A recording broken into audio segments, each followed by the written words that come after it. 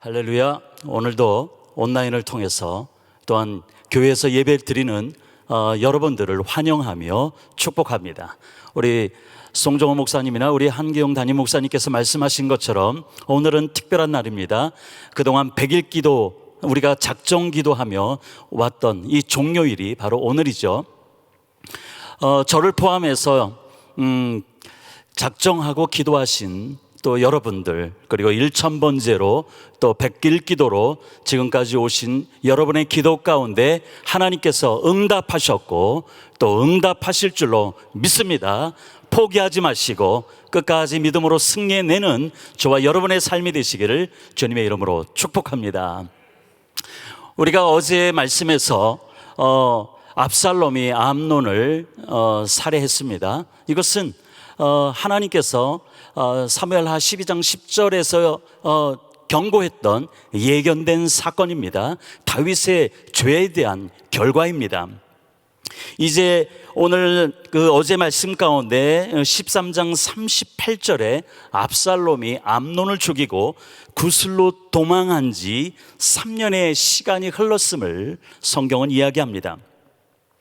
이제 이 압살롬의 이야기는 1절에서, 오늘 본문 1절에서 요압의 이야기로 잠시 방향을 돌립니다.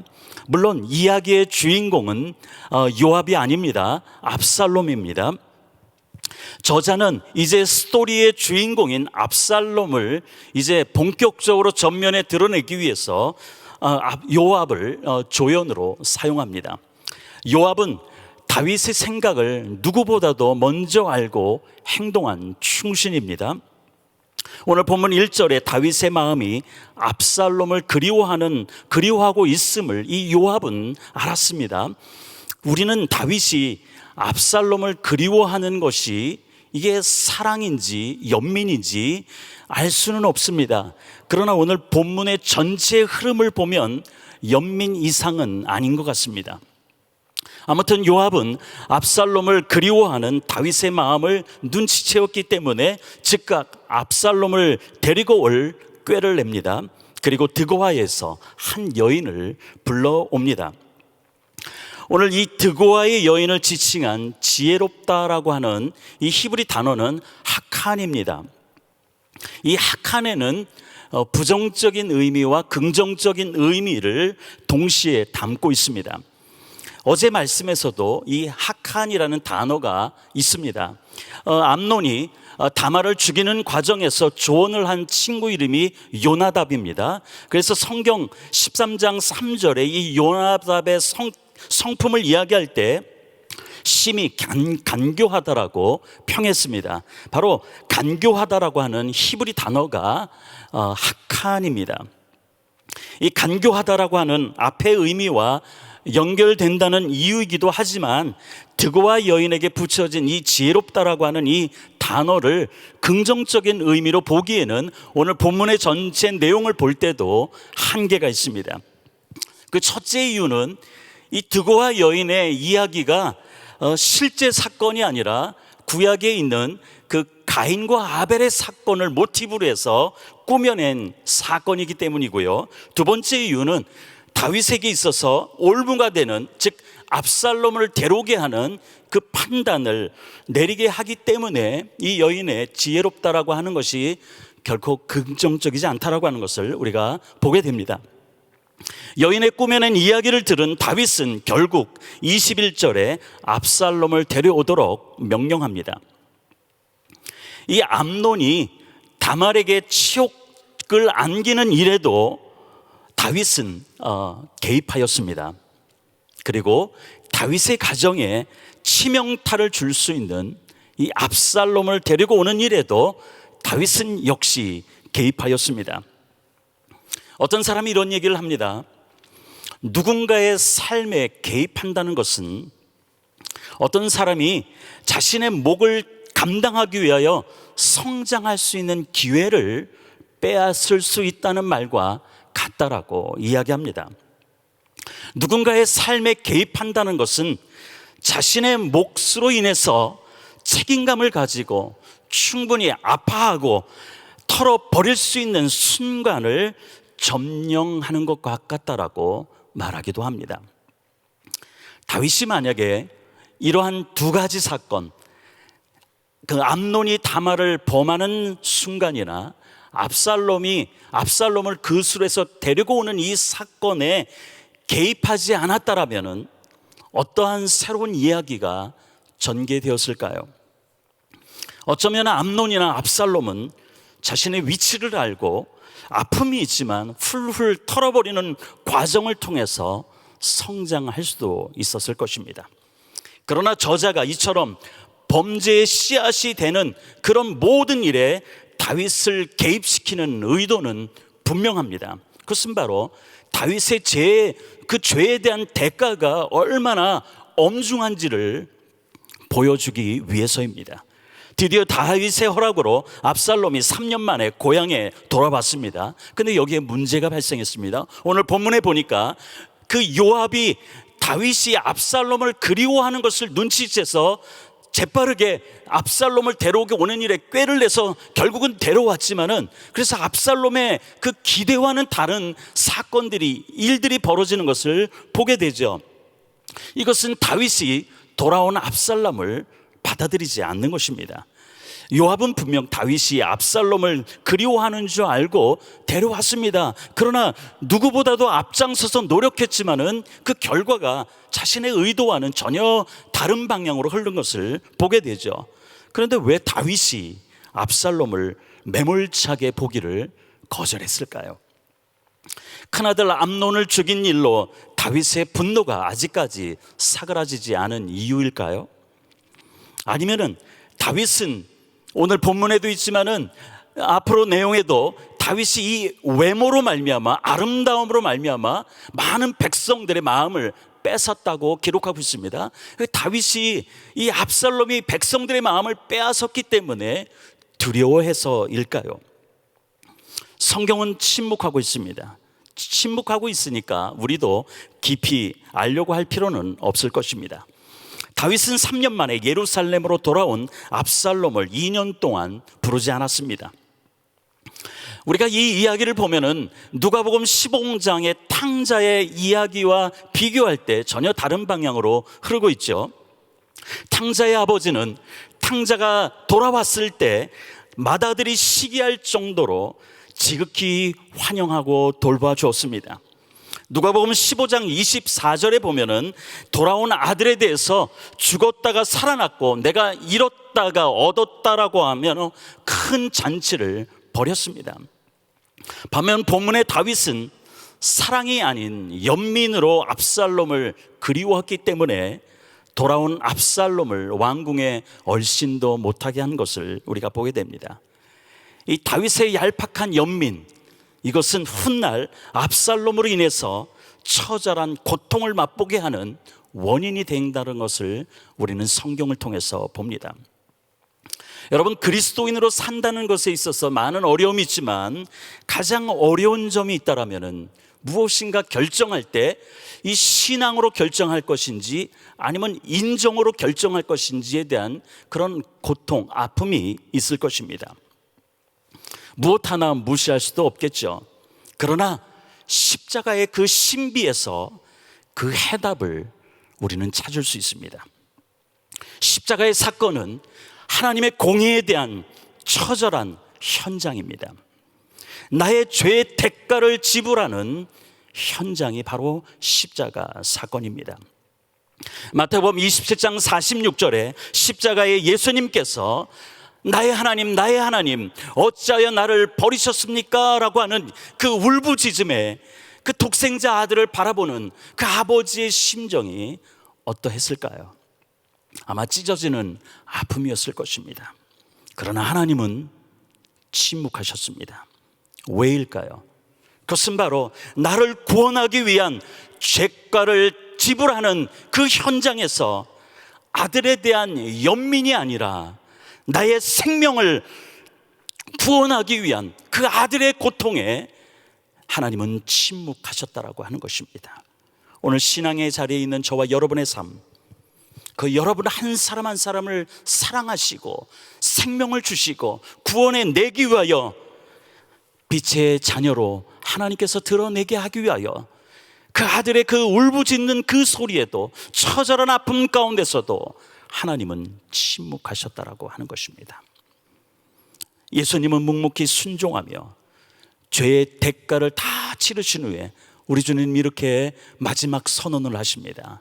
요한복음 19장 30절에 이제 다 이루었다. 저와 여러분의 죄에 대한 대가를 다 지불하셨다라고 선언하신 것입니다. 사랑하는 성도 여러분, 십자가에 나타난 이 하나님의 사랑, 이 하나님의 공의, 이것을 늘 기억하시기를 주님의 이름으로 축원드립니다. 십자가로만 살기를 바랍니다.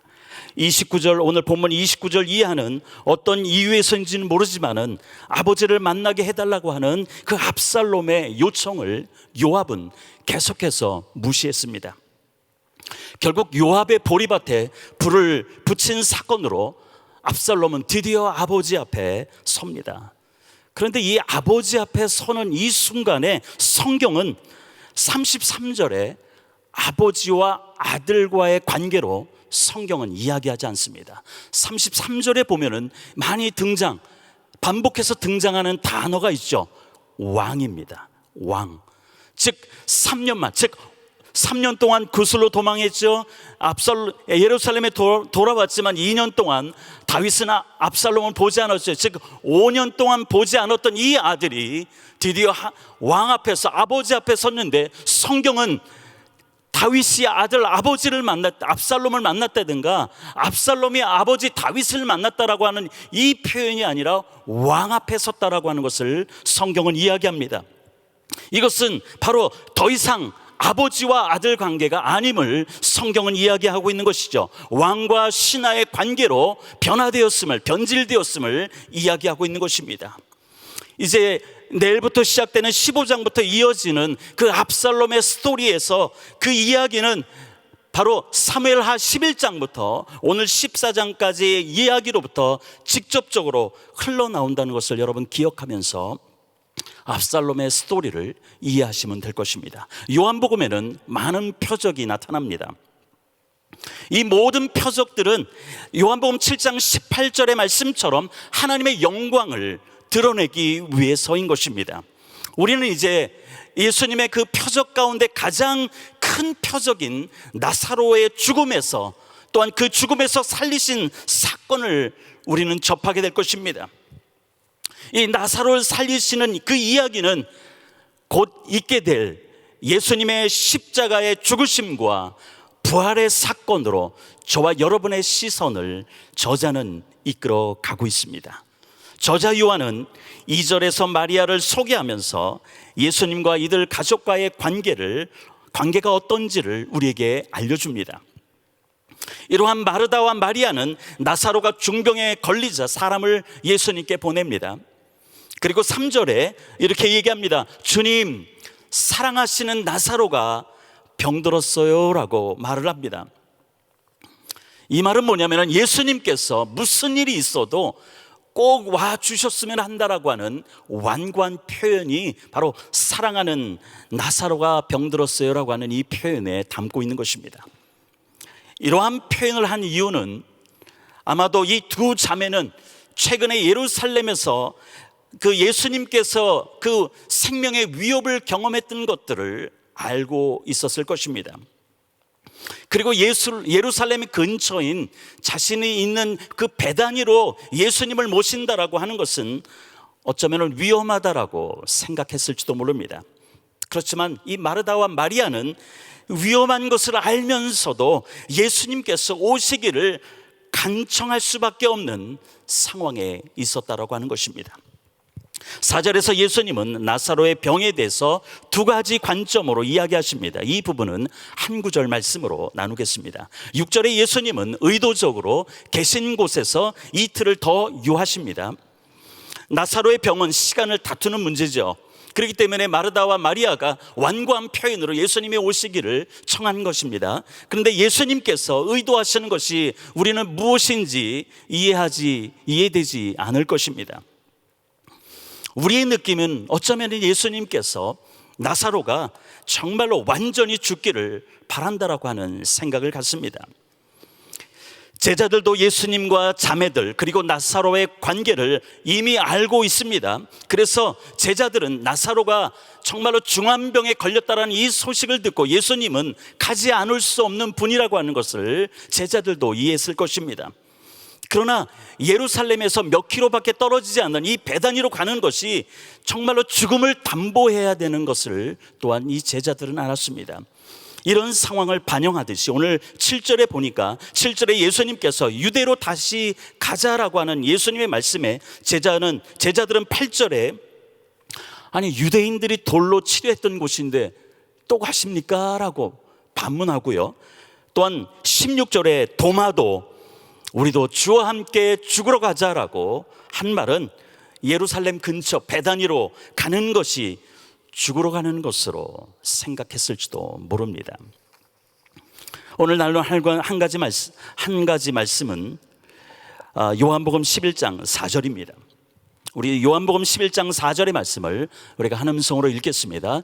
예수께서 들으시고 이르시되 이 병은 죽을 병이 아니라 하나님의 영광을 위하며 하나님의 아들이 이로 말미암아 영광을 받게 하려 함이라 하시더라. 아멘. 마르다와 마리아의 긴급한 요청에 대한 예수님의 반응입니다. 이 나사로의 병에 대한 예수님의 그 답변은 두 가지인 것을 우리가 보게 되는데요. 첫 번째 답변은 죽을 병이 아니라는 것과요, 두 번째 답변은 하나님도 영광 받으시고 하나님의 아들은 예수님 자신도 영광을 받게 하기 위함이다라고 말씀하고 있습니다. 죽을 병이 아니라는 의미는 나사로가 비록 지금 질병의 권세에 굴복되어 있지만은 이 질병의 권세가 최종적 결정권을 가지지 못할 것이다라고 예수님은 말씀하고 있는 것입니다. 따라서 최종적인 결과는 죽음이 아니라 생명이 될 것이고 예수 그리스도를 통해서 하나님 아버지의 영광이 나타나게 될 것이다라고 하는 예수님의 응답입니다. 우리는 이미 질병을 대하시는 예수님의 태도를 보았습니다. 날 때부터 맹인된 사람을 두고 제자들이 이게 누구의 죄입니까? 라고 묻습니다. 제자들의 물음에 예수님의 대답은 요한복음 9장 3절에 보니까 그에게서 하나님이 하시는 일을 나타내고자 합니다라고 예수님은 답변하십니다. 이러한 빛 아래서 동일하게 나사로의 병을 우리 주님은 보신 것입니다. 사랑하는 성도 여러분, 하나님의 백성들인 우리는 무슨 일을 만나든지 질병이든 때로는 죽음이든 나를 통해서 하나님이 하실 일이 있을 거야 라고 하는 이 담대함, 이 확신이 저와 여러분 가운데 있기를 주님의 이름으로 축원드립니다. 이제 100일 우리가 작정 종료 시간이 오늘입니다.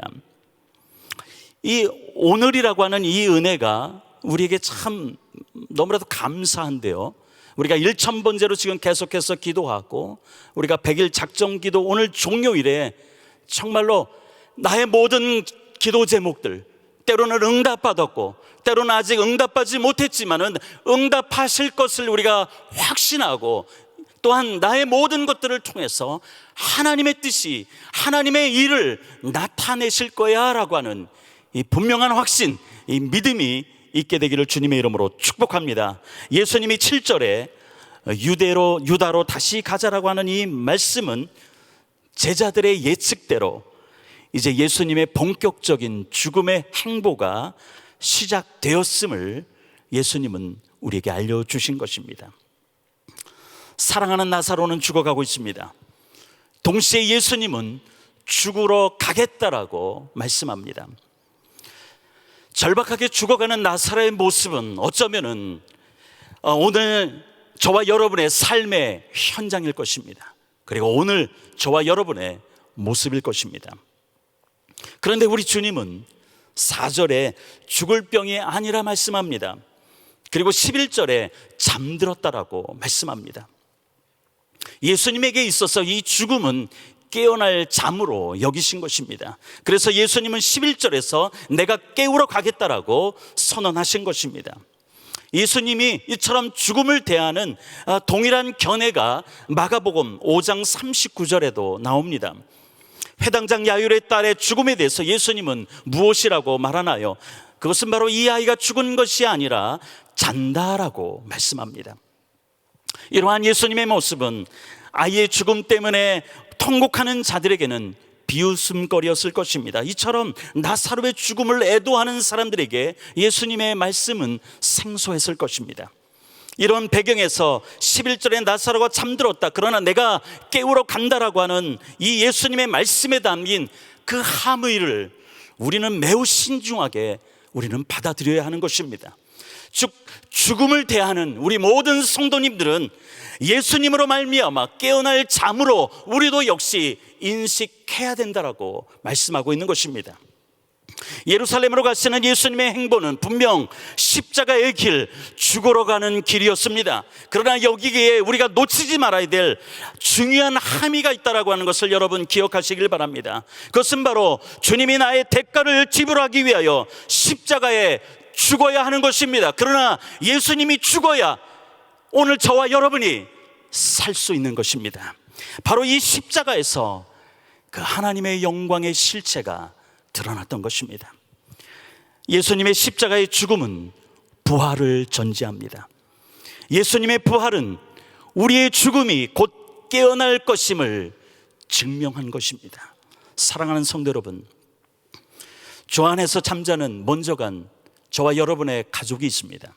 그리고 사랑하는 성도들이 있습니다. 그리고 오늘 우리도 주님 다시 오실 때 영원한 삶으로 깨어나게 될 것입니다.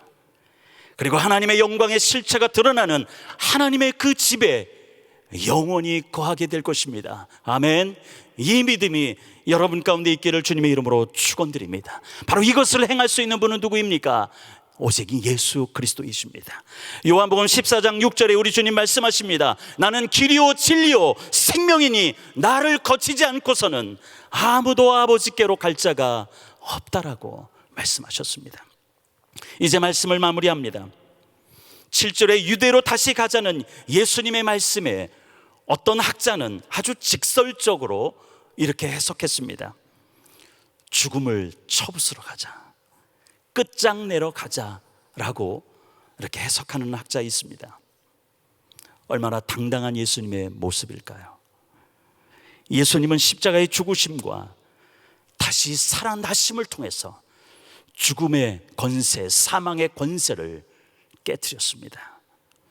죄와 사망의 사슬을 끊으시고 빛으로 생명으로 나를 이끌어 주셨습니다. 그래서 우리가 오늘 이 자리에 있는 것입니다. 우리는 이미 예수님께서 이겨놓으신 그 영적인 전쟁에 예수님과 함께 오늘도 동참하고 있는 것입니다. 그러니까 여러분은 담대하십시오.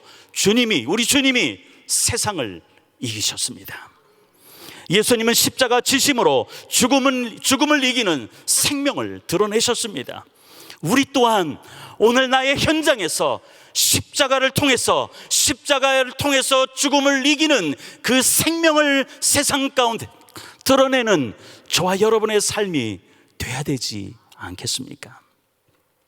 사랑하는 성도 여러분, 저와 여러분은 우리 주님과 함께 십자가를 짊어지고 가정이든 직장이든 삶의 일터로 떠나도록 부름을 받은 자들입니다.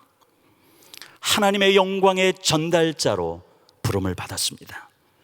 고린도후서 4장 10절은 우리에게 말씀합니다.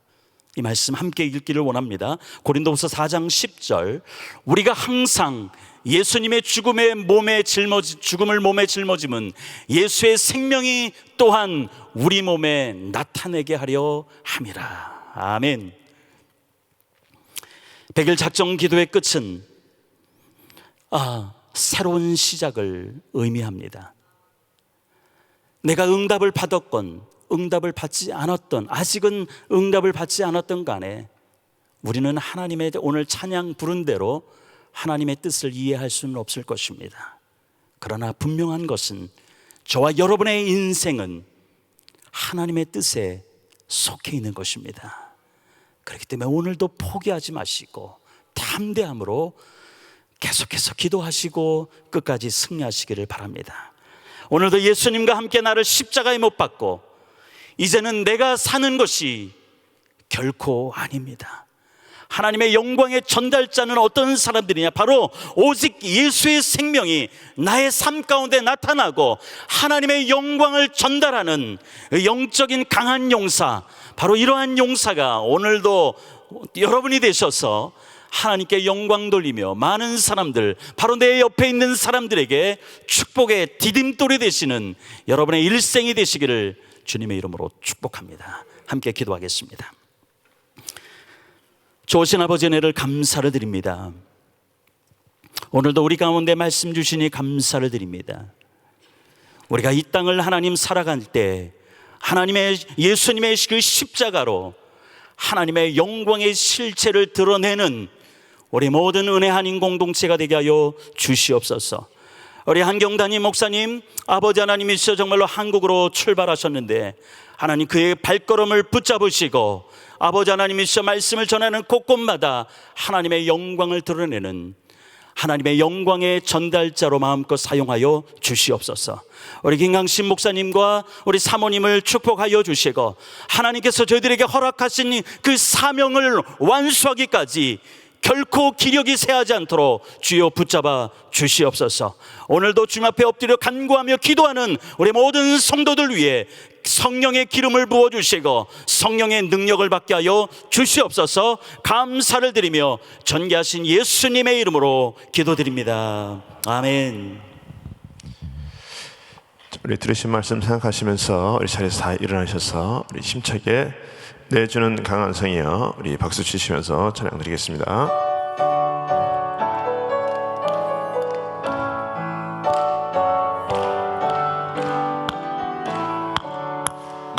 주는 강한 성이여 배와 병기 되시니 큰 환난에서 우리를 구하여 내시리로다. 옛 원수 마귀는 이때도 힘을 써 모략과 권세로 무기를 삼으니 선하에 누가 당하랴. 내 힘만 의지할 때는 패할 수밖에 없소다. 힘 있는 장수 나와서 날 대신하여 싸우네. 이 장수 누군가? 주 예수 그리스도 만군의 주로다. 당할 자 누구랴? 반드시 이기리로다. 아멘. 오늘도 주신 말씀 붙들고 승리하실 수 있기를 예수 이름으로 축원합니다. 네, 우리 마음에 소원이 있으신 분들은 두 손을 가슴에다 모으시고 또 아픈 분들은 아픈 곳에 믿음으로 손을 얹으시기 바랍니다. 거룩하신 아버지 하나님 감사합니다. 오늘도 우리들의 기도를 들으시는 줄 믿습니다. 오늘도 말씀으로 우리에게 또 은혜 부어주시니 감사를 드립니다. 말씀대로 사는 자들 되게 하여 주시옵소서. 말씀의 능력으로 또 많은 사람들에게 하나님의 살아계심이 증거되게 하는 귀한 하루로 살아갈 수 있도록 하나님 역사하여 주시옵소서. 우리의 모든 문제의 해결자는 우리 주님이신 줄 믿습니다. 우리 하나님께서 도와주셔서 모든 것들이 다 예수의 이름으로 이루어질 수 있도록 하나님 역사하여 주시옵소서. 마음의 소원을 가진 자들이 이 시간에 믿음으로 가슴에 손을 얹었습니다. 우리 하나님, 우리 애들의 힘과 능으로 되지 않아 하나님 앞에 간구하고 구하오니 하나님 역사하여 주시옵소서.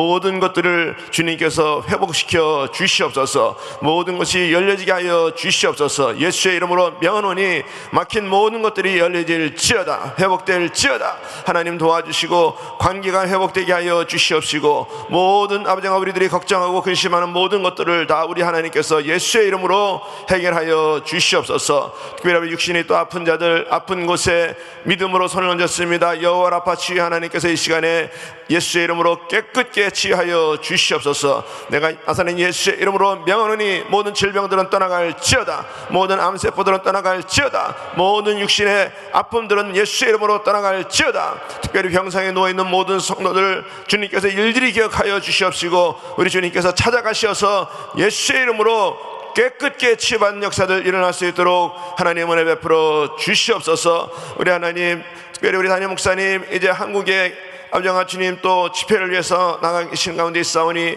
하나님께서 시간마다 세우시는 곳곳마다 하늘문을 열어 주시옵시고, 성령의 불이 떨어지는 역사 일어날 수 있도록 우리 하나님 은혜 내려 주시옵소서. 지금은 우리 주 예수 그리스도의 은혜와 하나님의 크신 사랑과 성령의 역사와 교통 인도하심이 오늘도 주님의 십자가 바라보고 하나님의 영광을 위해서 살아가기 원하는 모든 심령들 머리 위에, 가정 위에, 기업 위에 지금으로부터 영원토록 함께 할지어다. 아멘.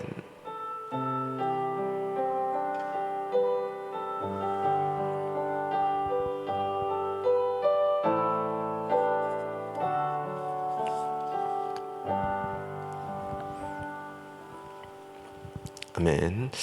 자, 우리 기도할 자리 잡으시고 오늘도 우리 기도하실 때에 우리 다민족 기도성회 우리 위해서 기도해 주시고, 또 우리 성평등법 저지를 위해서 기도해 주시고, 우리 담임 목사님 또 우리 한국 집회를 위해서 기도해 주시고, 우리 김화선 목사님과 우리 또 선교사님들 위해서 또 기도해 주시고, 오늘 우리가 기도할 때 정말 하늘문이 열리는 역사 있게 하여 주시옵소서. 우리 믿음으로 우리 주여 삼창하시고 우리 통성으로 기도합니다. 주여 주여 주여. 거룩하신 아버지 하나님 감사합니다.